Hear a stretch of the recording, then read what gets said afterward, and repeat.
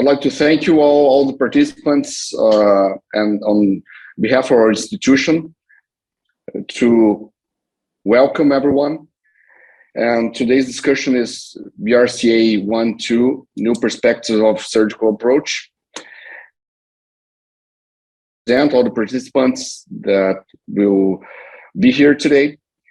Dr. Rogério Grossman, that will coordinate the debate, and he is our scientific coordinator of the breast surgery. And also Dr. Clécio Lucena is professor of the GO of the University of Minas Gerais. Dr. José Cláudio Casale da Rocha, who is Chief of Department of Oncogenetics of AC Camargo Cancer Center in São Paulo. So I'll give place to Dr. Rogério Grossman to conduce the debate.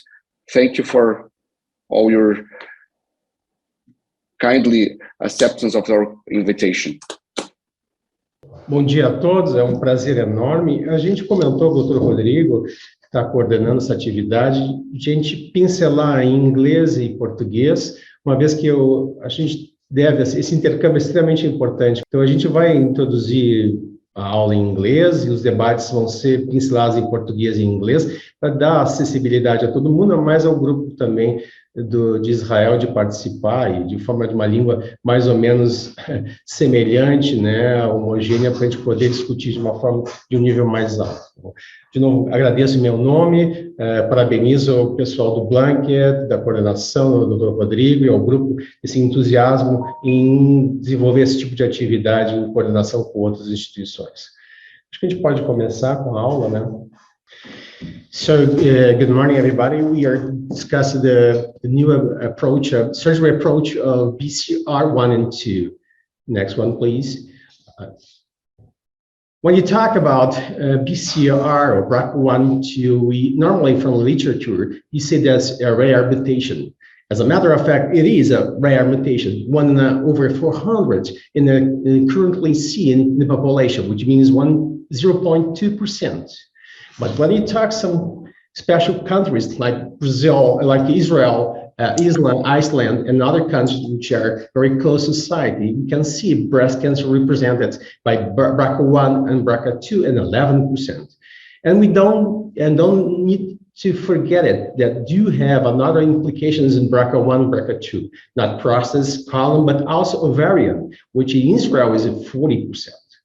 Remember, and probably Professor Zé Cláudio, we're gonna explain a little bit better for us, is a DNA repair. Impair of this D gene produce this kind of cancer, this kind of illness that probably suffer a lot of us, not only in Brazil, but also in Israel itself.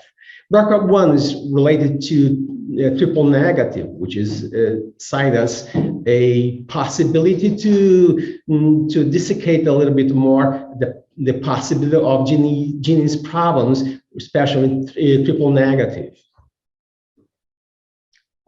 Next. When you see from Suzuka, is a huge work, retrospective work data with 120,000 patients. And you see BRCA1 and BRCA2 in 36% of all kinds of breast cancer related genes. And again, when you talk about ovarian cancer, it is 62%, which implies the penetration of these genes and the possibility of cancer related deaths. And so compared to other genes are very, very important because they do have an implication of cancer in breast and ovarian in huge numbers. Next. When you talk about expectancy of life, the BRCA1 represents 72% chance of developing cancer, which means it's a lot of chances to develop them. And you talk about BRCA2 is not different at all, it's 69%. The average is 65% for BRCAs. So we expect for the lifetime a chance in 2/3 of the patients with these genes to develop cancer. And again, when you see another cancer, is ovarian cancer, is 44% for BRCA1 and 70% for BRCA2. So the difference between one another is the mortality of ovarian cancer, which is 3 or 4 times at least more than breast cancer. So when you talk about genes related to breast, you also have to evaluate the chance of developing cancer in ovarian cancer. Next. When you talk about age, it's very important to figure out age on that issue. When you see from the 50s, which is still a very young patient, 42% of those patients develop breast cancer of the age of 50s, which is almost 60% of the penetration of the gene 1, BRCA1, in the population. And when you talk about BRCA2, is 35%, which represents half of the cases of cancer in the age of 50s. What does it mean for us to catch the idea that is still on the risk of breast cancer over 50s, which means that we have to be very careful about carrying those patients older than that 50s, because there is still a chance to develop this kind of illness. Again, when you just evaluate by the age 6 and 80, we still see at least BRCA1 and 2 in 20%. And you remember, we still have a chance to non-invasive breast cancer, DCIS, which is 25 to 32% related to BRCA. So not only older patients do have invasive cancer, but also not invasive one, which means that we still have to be alert for the future, or those patients with over 60s, is still genetic effects on that. When you compare older patients with younger patients, the sensibility and the chance of development is almost the same. The risk is 1.8, 1.7% yearly. So it's still very present in those ages of breast cancer. So we have to deal with that, and that's the main discussion, how to treat patients with breast cancer related to BRCA1 and BRCA2. So we compare, and you see that there are 2 ways of treat those patients: a conservative treatment or mastectomy. So raise 3 questions at least. Conservative treatment is increase the recurrence of those patients with BRCA or not BRCA. What's the risk of contralateral recurrence of those patients? Because there's a genes present on that. And there is an impact of a prophylactic mastectomy in those patients to prevent in future new cancer or mortality. That's what we're going to discuss in the next slides related to those 3 topics. When you see this, Antonis is a huge work, which select 10 studies, 6 cohort, and 4 case control. You're seeing over 500 patients with BRCA1 and 2 mutations, controlling with over 2,300 patients. And conclusion of that the BRCA1 represent almost 17% of the breast cancer related with relapse related to the conservative treatment. And those who are not mutation ones is 11%, which means is less than 6% difference. I think there is at least responding one of the questions. That's very similar mutations and not mutations related to relapse, local relapse. Again,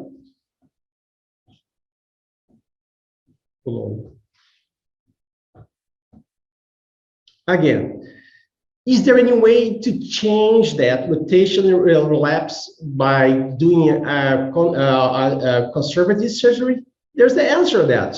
Chemotherapy and nephrectomy do respond and reduce the relapse of those patients with mutation itself, at least for 50%. And still there is a treatment of tamoxifen, less significant, but is still on to protect those breasts for the future relapse in the years to come.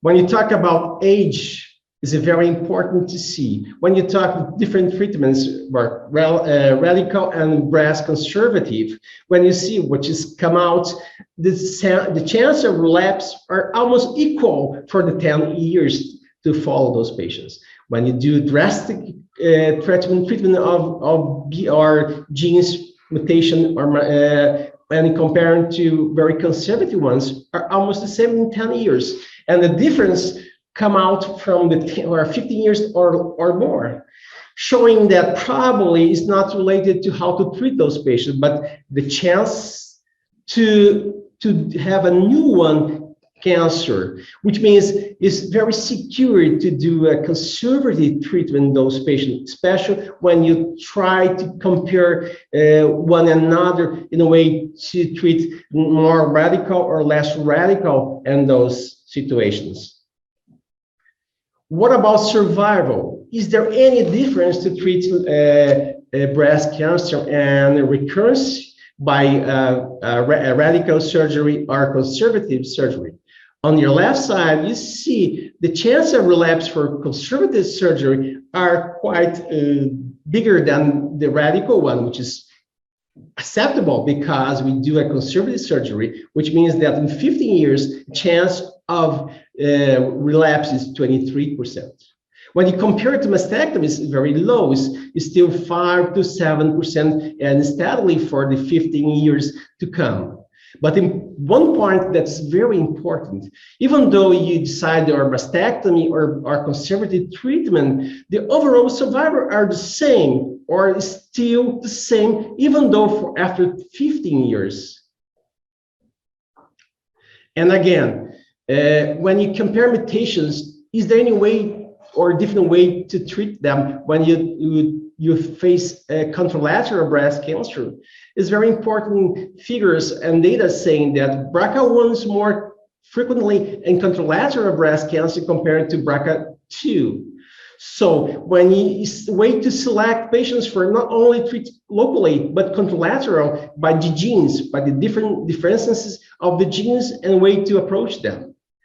There is some data saying that you can reduce the risk of contralateral breast cancer by oophorectomy or by tamoxifen, but also saying that age is imperative to decide if you want to do or not a contralateral mastectomy in those patients.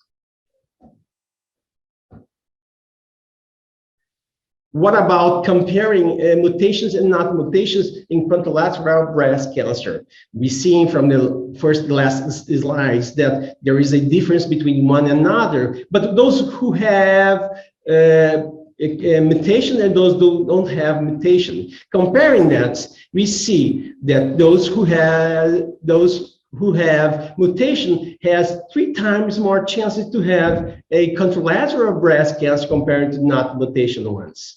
So it's important to see that we expect in the future, not doing a mastectomy, a chance of contralateral cancer. But this difference is enormous when it happens in the early age. So when your patients are less than 40 years of age, a chance is almost 40% of contralateral breast cancer, which is with P with significance. And what about mortality? So can you spare lives by doing mastectomy, contralateral mastectomy? The answer is okay, it's yes. But the chance of mortality is very low. It's 7% compared to other situations. It's still after 20 years. So we still have mortality or death from contralateral mastectomy, even though we do a prophylactic mastectomy compared to not doing anything. And the difference is 4%. We can imagine that only 30% of the patients, especially in design ages, will develop cancer in contralateral, and we're supposed to have death in 20%, which means that we probably indicated a huge number of prophylactic mastectomies with complications with a very, very low chance of reducing breast mortality in those patients. So what we have to do and face this reality about contralateral mastectomy. We see there is a death for sure, and death is not minimal, it's 20% for those who develop cancer in contralateral. But the point of that is the age. Age is very important. Younger patients do have a chance to have more cancer, contralateral cancer, because they have expectation of life much longer than those older patients. But you still have a chance to reduce that for 80, almost 50% when you select better the population.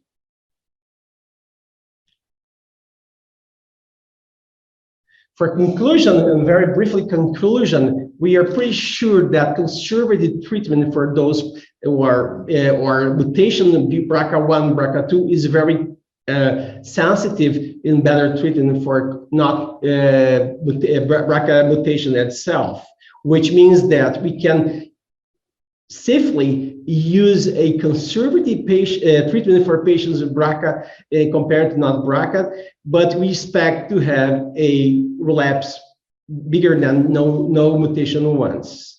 There is no different survival those patients who decide to do conservative treatment compared to not carry ons. So we're saying that conservative compared to mutation, not mutation, are the same.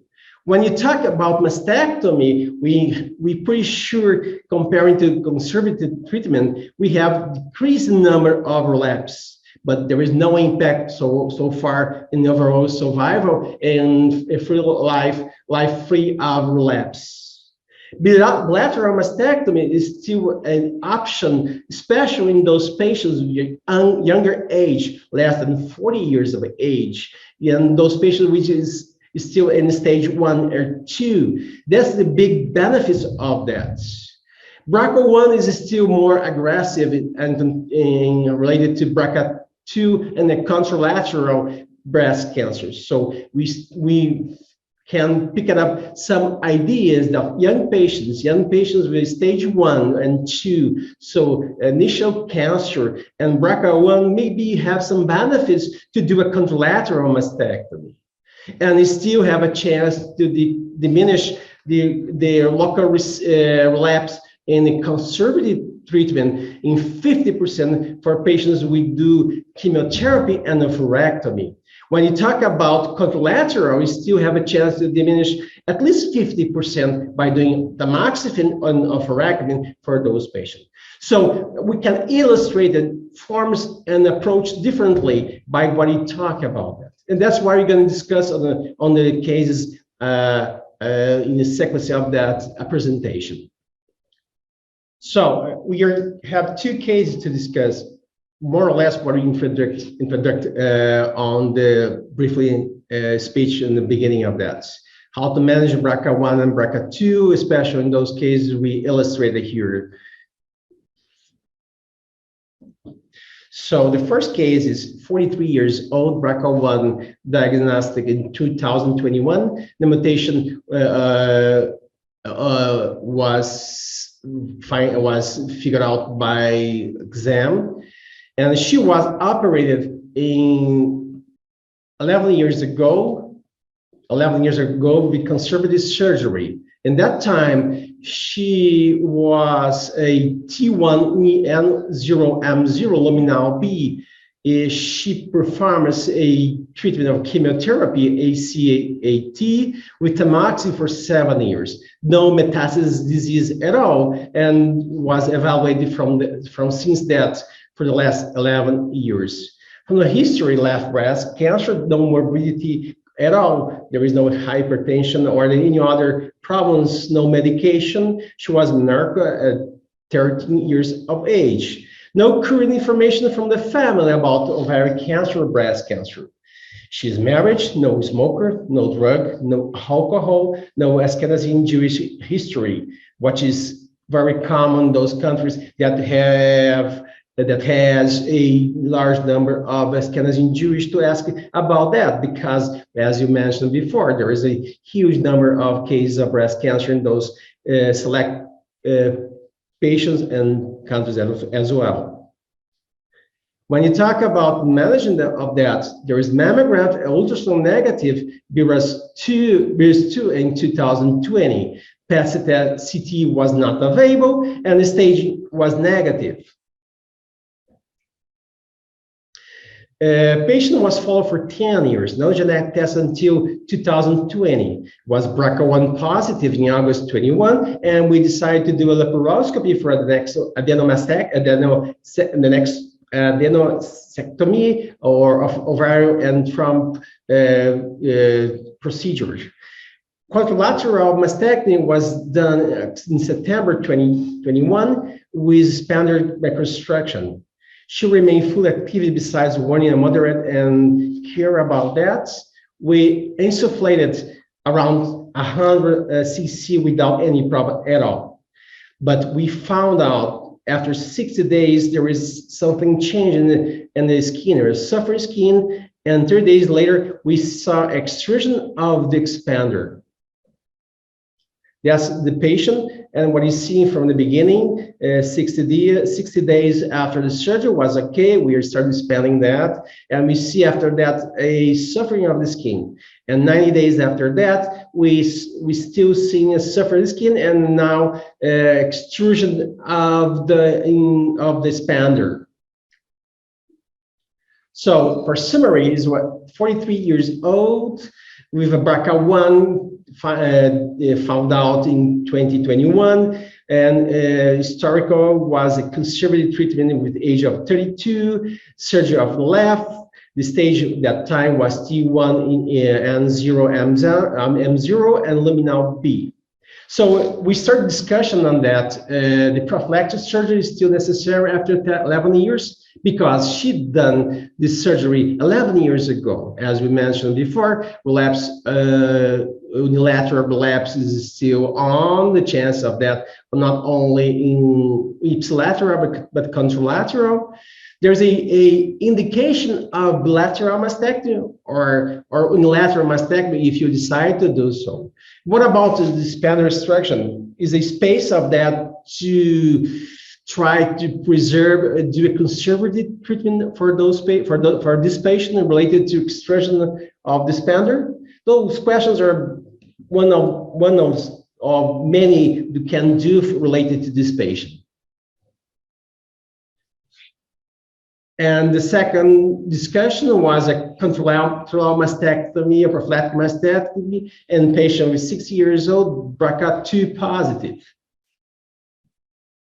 Again, it's a 60 years old with BRCA2 mutation in 2012. She was operated for age of 49, was a mastectomy on left side, was triple negative, T2 and 0M0, sentinel lymph node 0. She performs a chemotherapy, no radiotherapy, no metastasis disease on the systematic evaluation. She was left breast mastectomy and cancer in 12 years ago. She's hypertension using the digoxin, Lexis, and aspirin, historic of G1P1, menarche 13 years of age, and menopausal is 52 years of age. Historical was very, very consistent with a breast cancer of age and sister, no ovarian cancer discuss or find out right now. She's married, she's a smoker, she's a 30 cigarettes daily, no drugs or alcohol, and again, no scans in Jewish history. For management, the mammogram and ultrasound are negative in 2020, BRAS2, PET-CT negative, stage negative. Summary representation is a patient that followed for the last 10 years. The test was done in 2012, which means 10 years ago. She was performed adenomastectomy by laparoscopy, and she was following another institution from 2012 until now, until 2021, 22. She came to see us in 2021. The biopsy of the breast was negative. She's asymptomatic, no indication of disease or local or distance related to the breast cancer. That's the case. There, a mastectomy on the left side, there's still no problem at all on the right side. Summary is a 60 years age, BRCA2 mutation, operated by mastectomy with a triple negative and survived triple negative. And discussion was prophylactic surgery is still necessary for after 12 years, and the patient with now 60 years of age. Mastectomy with reconstruction, unilateral or bilateral reconstruction, no surgery at all. I think we have two cases which it means the same idea related to BRCA1, BRCA2. I think we can go to the first case and discuss separately. Okay, so we are going to do that and open for discussion to class. I think it's a quite interesting situation. I think there are many questions from the group that we've done. Okay, Roger and colleagues, good morning, everyone, and good afternoon, all colleagues from Israel. It's a very interesting topic. Here we can discuss about a very young person who had a breast cancer 10, 11 years ago. And nowadays we have to discuss about the prophylactic mastectomy for these patients. And in my opinion, it's a very different situation in these two cases, in both cases. BRCA1 in young person like this, I think that it's a good option to offer into discuss with this patient about prophylactic mastectomy to other breast. Very interesting because about breast reconstruction, this patient had, can you show us the pictures of the patient, please? Because I hope that we probably will have breast complication surgery in the left breast. I usually don't use a tissue expander after breast radiotherapy because usually we have too many complications in these situations. But here in this case, we have a complication in the other breast. So the radiotherapy doesn't interfere in this situation. So as we can see in the picture, we have a very suffered skin in the pole of the breast. So we can discuss about the options that we have. Probably in this situation, I can offer for this patient a flap. It depends on the practice of the group. I usually have to prefer a trunk flap for this patient if there's no contraindication, but a dorsal flap is another good option for these patients about breast reconstruction. I think we have a good option to discuss on that because as we mentioned before, there is a chance of contralateral breast cancer. And you see from the younger age, the chances are quite astonished in numbers. So when you decide to do a contralateral mastectomy, we are based on the literature and the chances of maybe 40% of chance of contralateral breast cancer. And she was a good patient for better results compared to other ones related to prophylactic cancer and diminish the chance of having death from the future on. But the point is, I think we have two things to discuss. First of all, we have the left side, which is now aesthetically was okay 12 years ago. So we have a question, do we need to do a mastectomy in a breast with a cancer or a left breast or not? And the second one is, as Professor Glassio commented, that we still have a chance of complication, even though we put all the manager and all the ways to preserve the breast. So I think two questions we can discuss on that, and probably would be very interesting to know your opinion and about the left side and about the right side, as you mentioned before. What about the left side? Would you recommend a mastectomy as well on the left side, which has operated 12 years ago? She's okay, no no indication of relapse so far. She's doing well. Was a stage, the beginning stage, very initial tumor. What do you think about the left side, first of all? It's a very complicated situation because in considering the breast surgery, it's not so easy to perform this kind of surgery in a breast who had conservative treatment before. So we have to clearly discuss with the patient about the options that we have, especially in this situation 10 years later than the primary treatment for this patient, and about the complications, the possibility of the complication for the breast surgery for these patients. So we have to discuss in a group, in special with the patients, to present her about this kind of complications in case of the surgery that we will have for this condition. But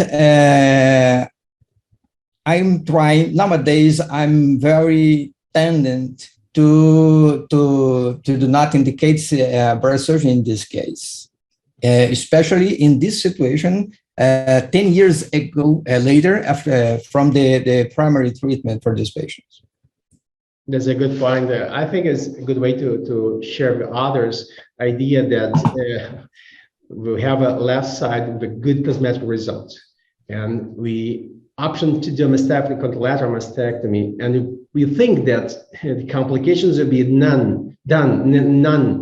And you see from the literature that happen in maybe 15% of the cases. Now we see here is 100% of the cases. So the breast that is no touched by radiotherapy, we do have a chance of complication. So it's still, and we're still seeing that. I think is a conservative way to treat patients with breast cancer, especially with conservative breast cancer or with gene mutation, I think is a good sense of diminish the chance of that situation. I just share a little bit my own experience with Miroslav Catherine. Normally they do a mastectomy, bilateral mastectomy with free flap or latissimus dorsal flap for those cases. We know that's a possibility, which is very common, even though in Brazil, but the cost and the exposure of the patient and the scars are very, very impact on those patients. I share with Professor Glaser that probably left side, we do not recommend any treatment at all. But the right side, we still have this problem, and you have at least possibility to do a latissimus dorsal flap reconstruction, or maybe a thoracoabdominal reconstruction. Professor, do you have any experience at all with thoracoabdominal reconstruction or try to fix it up this kind of situation? On the right side, by extrusion of the expander. Repeat, please. Do you have any experience of thoracoabdominal reconstruction of the extrusion of the expander? When you expose the expander, use a thoracoabdominal movement. Flap? About flap? Yeah. Trump flap? Yes, I prefer, if there is no contraindication for this kind of surgery, I prefer. For me, this is the best reconstruction that you have. The problem is about the morbidity of the surgery, but Trump flap, it's a very, very good option for breast reconstruction. I love this kind of surgery. Do you have any other experience of thoracoabdominal reconstruction as well? To try to fix up the hole of the extrusion of the expander? Thoracoabdominal, meaning that the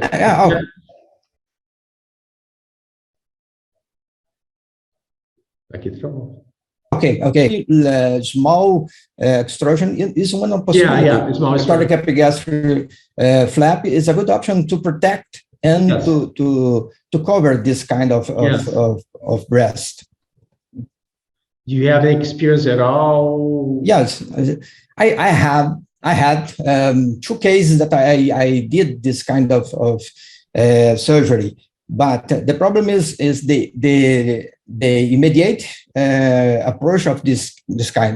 In this situation, when we have estrogen, we have to remove the expander and wait for 3 months approximately, and then we try to do another different surgery, and we can use this kind of surgery, a flap, a big flap like dorsal or tram flap, or a smaller one like a thoracoepigastrial flap is possible too. Great. Casali, do you have any comment at all related to that? What do you think about preserving and not doing mastectomy in the left side? Do you have any different approach by the genes and the BRCA1 in this special case? So first, good morning, everyone, and thank you, Rogério and Rodrigo, for the invitation. Special greetings for our colleagues from Israel. And also, it's very good to see friends here in this group. So first of all, I'm not the person to detail about the surgery that the patient should go now, because this is part of the reconstruction process. But I have some thoughts I'd like to share with you. So first of all, mastectomy and also prophylactic mastectomy is an option now for patients with BRCA1 and 2. All the genes involving repair with homologous recombination deficiency, and because those patients respond very well to radiotherapy, so it's not contraindicated radiotherapy at all for patients with BRCA1 or BRCA2 mutation. We can do that easily, and it's protected the breast from recurrence for a long time. Second, for a patient like this one here at the picture, who had experienced complications on the breast, I would say that she is likely not to go to another surgery like that, because the experience she had, it's a bad experience, and probably she would consider not to go to the surgery for the contralateral, the left breast mastectomy. Another observation is that there is no age to propose prophylactic procedures in carriers of BRCA1 and 2 mutations, since the risk is continuous over time. So even after 60 years old, this woman is still under risk of having a second tumor. But as an option, she can follow up with MRI and imaging every 6 months. So I think it would be very safe to look on that conservatively. Of course, she needs a repair now, because she used to have a beautiful breast, and now after the extrusion of the expander, now I think is a priority for her to have a reconstruction of the right breast, and of course, she necessarily will have a balance of the other breast. In this case, mastectomy, subcutaneous mastectomy should be discussed with her, of course. But as I said, I think she will more likely not to do a radical surgery on the left. So another point is that the test she did for BRCA1, BRCA2 was in 2012, and as a recommendation, because techniques have changed, is to retest the patient. I would go for a panel now, because we can look at at other multiple alleles. Sometimes it's not surprised to see a patient that has 2 or 3, even 3 variants simultaneously. So I think this gives us, as a cancer geneticist, a good view of take risks for that. I don't know why this patient had this kind of complication. She used to be a smoker, and also we know that collagenosis, like lupus, might interfere in the process of healing. And I think that perhaps this should be addressed before any kind of surgery to this patient. So these are some initial comments for you. I think it's great. I think all of us agree that the left side should be left alone, not do any procedure at all, like try to do a mastectomy, which is quite impact us because we know that normally when you have a BRCA1, BRCA2 recommendation of mastectomy, bilateral mastectomy is normally for those patients. But you see here the differences for the age and the distance from the first cancer, do have a change for how to approach. So the second message, I think we commented that when you have a tissue with no problem at all, we still have a chance of complication. So where therapy do have impact on the healing and to preserve the quality of the surgery, but we still have a chance of complication, even though there is no radiotherapy and the prophylactic surgery itself. So again, I think it's a good point of that, not doing anything in the left side and try to repair the right side by any of the options that Dr. Glacier mentioned, and that TURPA, epigastric TURPA, abdominal, all latissimus are abdominal free flap or not, in a way to reconstruct the breast on the right side. I think it's a good point to decide and to discuss on that. I think we can go to the second case.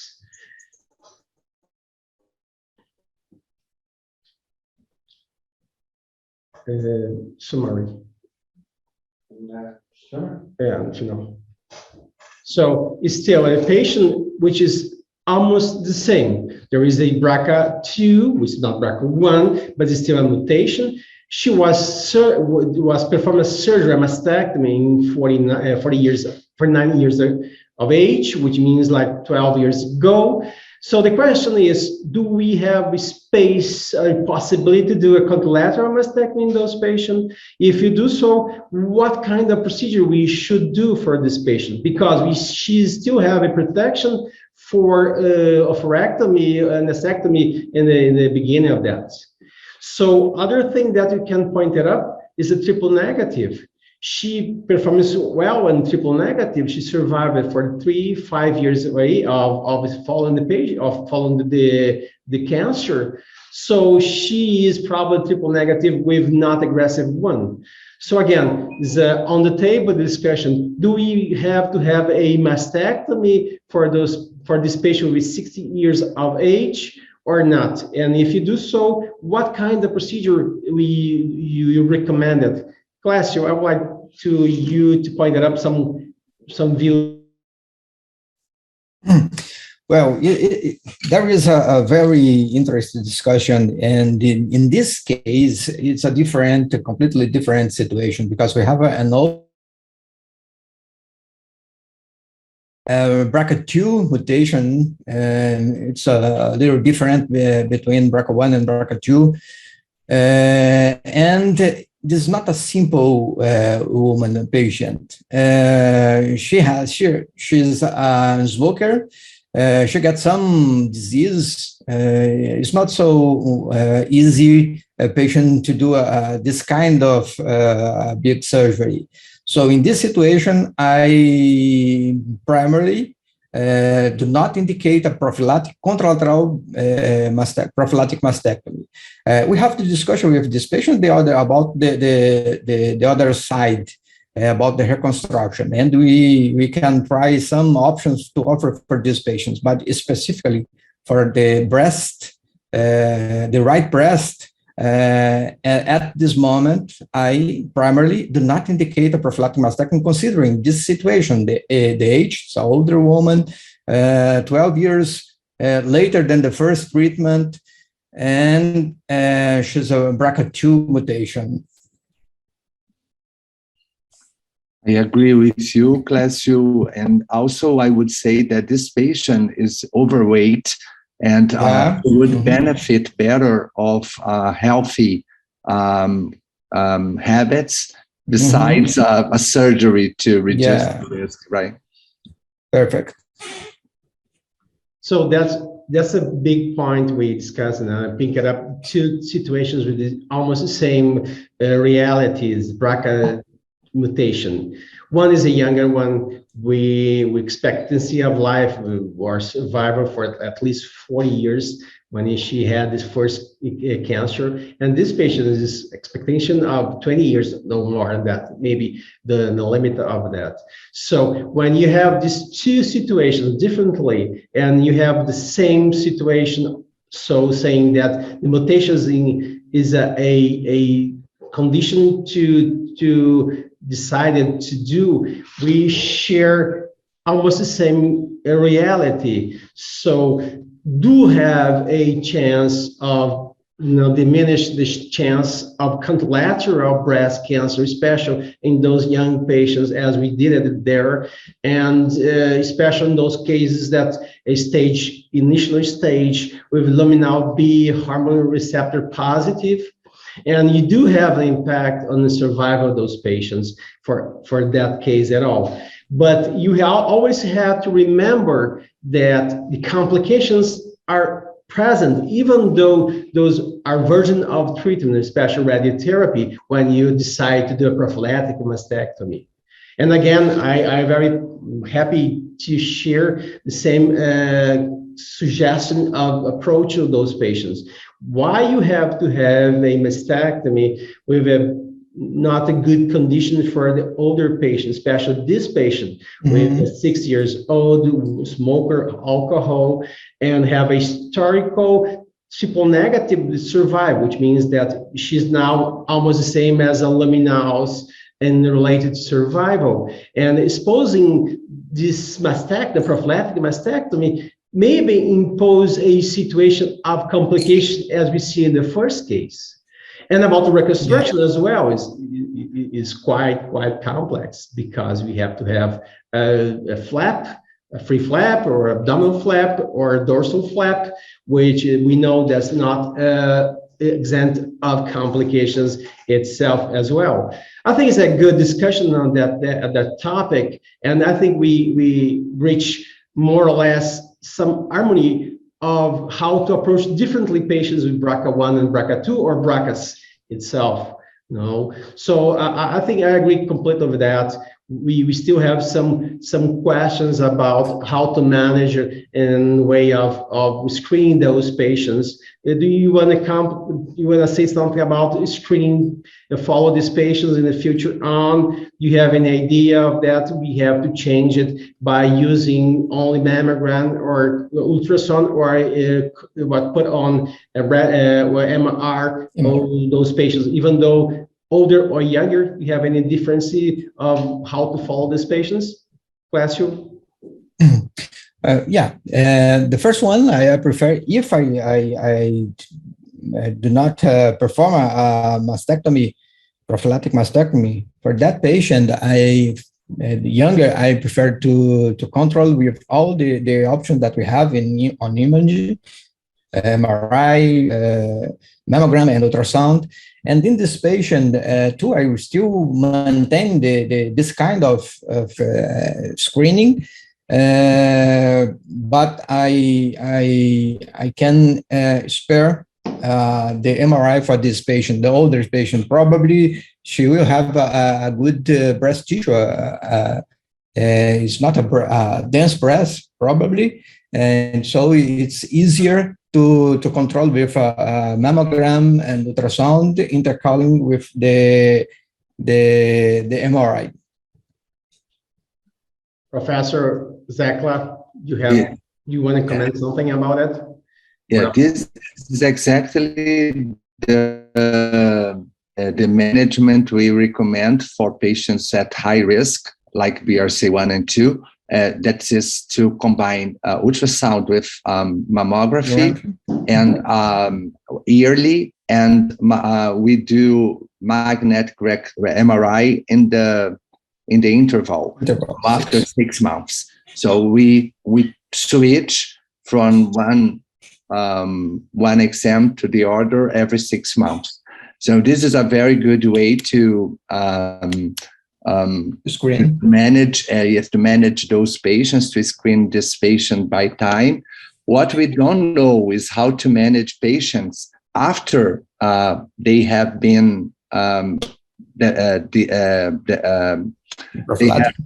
did prophylactic mastectomy. Yeah, This is something that we don't know so far, how to manage patients after mastectomy. Yeah. But for those, that option for the conservative surgery or to manage the normal breast, it's important to say this is a very effective scheme. Zekla, you still advise to do an MR in this patient for the 60 years old patient where you present here? Do you think there still is a chance of better result by following this patient with MR? Exactly. You know why? Because there are recent publications showing that the risk continue over 60 years old. So for this patient with for 80 years old, so this patient with 60 years still have 20 years of risk on her lifetime, and risk doesn't decrease as we thought in the past. It's maintained and sustained over time. So it's about the same risk that the patient has, determined by the mutation itself. And of course, the habits has a counterpart that could be minimized in this patient if she really go for more healthy attitudes. That's great. That's great. Good. Go on, please. So I think for take a message, I think this is good to reconstruct the idea that we discussed, the two cases that they have almost the same mutation. We can say BRCA1, BRCA2 mutations, not the same one, but the same risk or almost the same risk, but different ages, different situations. I think you can bottom line for that. When you do prophylactic mastectomy, you still have chance of complication. And you still have problems on that, not only from prophylactic mastectomy, but even though those who perform radiotherapy. And from them, you can manage it better by filtering those patients. Besides that, we see the older patient, which is not a candidate of reconstruction, even though a mastectomy, because it's older, and more than that, with a lot of risks of complications on that procedure. So what we have now is a reality of filtering patients. So when you have a BRCA1, BRCA2, it's not mandatory to do a mastectomy, a unilateral mastectomy, or ipsilateral mastectomy, or quadrilateral mastectomy, because we still have some complications and some less gains that we mentioned, and we at least think about it, as I did in the introduction. The benefits are very small, but we have image, as Dr. Klasser mentioned. The image can provide us with a very accurate diagnostic of the beginning of the illness and the beginning of the tumor, and can spare for sure extra surgeries and the complications and itself.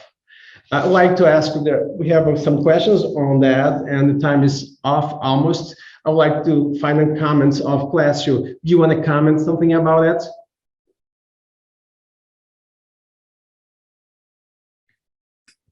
So, my final comments is about these situations. Nowadays, we have to keep in mind that to discuss about the gene mutation, what kind of mutation that we have, the age of the patient, it is very, very important. The staging of the disease, of course, and especially the patient opinion. We have to discuss clearly to these patients about to select what kind of procedure we can offer for this kind of patient to everyone. In these two cases, we have a very interesting complication that we can mention for this patient. For example, the first one is a very healthy woman, and you perform a prophylactic mastectomy in a breast that have no damage, radiotherapy, or any situation, and we get a complication. And you can explain for the patients about these possibilities. So we should take care for this induction that sometimes we can provoke for the patients. We have to be clearly about the complications, the benefits, the risks, and to decide together. We, all the team, our teams, the oncologists, the radiotherapists, and especially for the patients to decide the final procedure that we will offer for these patients. Dr. Zé Cláudio, the final comments? I think my final comments are regarding the patient decision, because all the time we put the patient we put to the patient some options that are our point of view, and now it's considered part of the decision that the patient should thought about it and consider their perception about their own risks and how to manage those with other conservative measures like health attitudes and the management also the ovaries, like the treatment that the patient might have received that also reduce the risks of a new cancer, like tamoxifen and salpingo-oophorectomy. They might reduce the risks also of breast cancer. So all of this in group might define the real risk of a patient develop a secondary tumor or a second tumor in the other breast, and this should be shared with the team, and of course consider most the opinion of the patient. So there is no one answer that is correct, but all of them are correct, and that's why this should be individualized in all cases. The decision of a prophylactic mastectomy. So our time is running off. Thanks again, Cláudio. Thanks again, Zé Cláudio. Those professors gave us a updating information how to proceed, how to approach those patients. And we are very happy to share our experience with Zecla, with Cláudio, and other professors that comment by sending questions on that. Thank you very much for everybody. Thank you, Rogério, Cláudio, everyone. Bye. Bye-bye. Thank you. Good to see you guys. You too.